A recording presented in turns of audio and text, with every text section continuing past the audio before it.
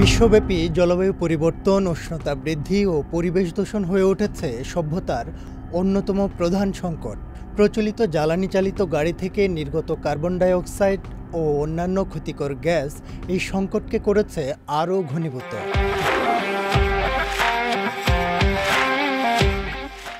এমন বাস্তবতায় পরিবেশবান্ধব বৈদ্যুতিক যানবাহনেই ভবিষ্যতের টেকসই সমাধানের রূপরেখা দেখছেন বিশেষজ্ঞরা।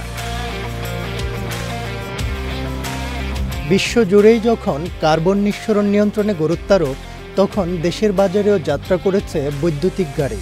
চলতি বছরের ফেব্রুয়ারিতে চীনের শীর্ষস্থানীয় বৈদ্যুতিক গাড়ি নির্মাতা BYD প্রবেশ করেছে বাংলাদেশে। বর্তমানে 3 ধরনের গাড়ি রয়েছে তাদের বহরে। পরিবেশ দূষণ ছাড়ায় এসব গাড়ি চলতে পারে বছরের পর বছর। সংশ্লিষ্টরা বলছেন, জীবাশ্ম জ্বালানির পরিবর্তে বিদ্যুৎ শক্তিতে চলায় বায়ু দূষণ কমাতে কার্যকর ভূমিকা রেখে চলেছে BYD। বর্তমানে BYD অ্যাটো 3, সি লায়ন 6 ও BYD সিল মডেলের গাড়ি বাজারজাত চলমান। BYD অ্যাটো 3 মডেলে ব্যবহার করা হয়েছে lithium ion phosphate blade battery. DC fast চার্জারের মাধ্যমে যা মাত্র 30 মিনিটে 80% পর্যন্ত চার্জ হয়।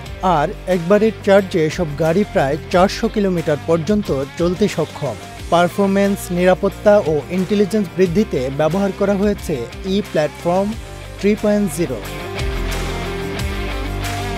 এমন পরিস্থিতিতে দেশের বৃহৎ শিল্পগোষ্ঠী ম্যাগনা গ্রুপ অব ইন্ডাস্ট্রিজ এখন থেকে তাদের অফিসিয়াল ও কর্পোরেট পরিবহন ব্যবস্থায় পরিবেশ বান্ধব BYD ব্র্যান্ডের বৈদ্যুতিক গাড়ি ব্যবহারের সিদ্ধান্ত নিয়েছে, যা সরবরাহ করছে বাংলাদেশের অন্যতম নির্ভরযোগ্য গাড়ি বিক্রেতা নূর অটোস। আমাদের একটা টোটাল প্ল্যান হচ্ছে একটা ইকোসিস্টেম বানানো।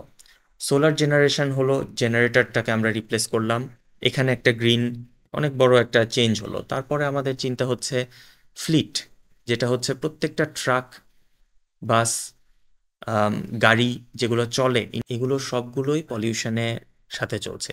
অ্যাকচুয়াল প্রোডাক্টিভিটি আসলে গ্রিনে ট্রান্সফর্ম করাটা মানুষের জন্য ইজি হতে হবে, ডিফিকাল্ট না। এই যে BYD গাড়ি, আমি নিজেও BYD ইউজ করি, এই একটা কারণেই আমরা নিজেদেরকে নিউ এনার্জি ভেহিকেল দাবি করি। ইলেকট্রিক ভেহিকেলের সাথে আমরা নিজেদেরকে বলি, সব জায়গায় বলি NEV, নিউ এনার্জি ভেহিকেল। কারণ আমরা আসলে এনার্জি ট্রান্সফরমেশনটাকেই আমরা টার্গেট করতে চাচ্ছি, যে আমরা ফসিল ফিউয়েল বেসড অথবা আনহেলদি, আনহাইজেনিক বেসড এনার্জি থেকে সরে আমরা কিভাবে আরও ক্লিনারের দিকে আসতে পারি। আমার ইলেকট্রিসিটি জেনারেশনটা ফ্যাক্টরির ছাদ থেকে ক্লিনার হওয়া থেকে শুরু করে এটা টোটাল একটা ইকোসিস্টেম আমরা বানানোর চেষ্টা করছি। যে আমার এনার্জি জেনারেশন হবে, সেটাকে আমি স্টোর করব কিভাবে, সেটাকে আমি আমার নিজস্ব ফ্লিটে এবং অয়েল হেভি যে ওয়ার্কগুলো সেগুলোতে ইউজ করব কিভাবে। এবং আমরা এটাও চিন্তা করছি সেটার সাথে যে আমার সেটা করার জন্য যে অ্যাডিশনাল ইনফ্রাস্ট্রাকচার প্রয়োজন, সেই ইনফ্রাস্ট্রাকচারটাও সাপোর্ট করব আমরা কিভাবে। সো এই টোটাল চিন্তাটা থেকে আমরা বলি যে আমাদের যে নিউ এনার্জি ভেহিকেলটা আনা, that is just tip of the iceberg of আমরা যেটা করার চেষ্টা করছি, যে টোটাল আমাদের দেশে এনার্জি ইন্ডিপেন্ডেন্স এবং আমাদের দেশে এনার্জি ইনফ্রাস্ট্রাকচারটা দাঁড় করানোর চেষ্টা করছি আমরা। মেঘনা গ্রুপের এই পদক্ষেপ পরিবেশবান্ধব প্রযুক্তির প্রতি প্রতিষ্ঠানের অঙ্গীকার বাস্তবায়নের প্রতিফলন বলছেন নীতি নির্ধারকগণ।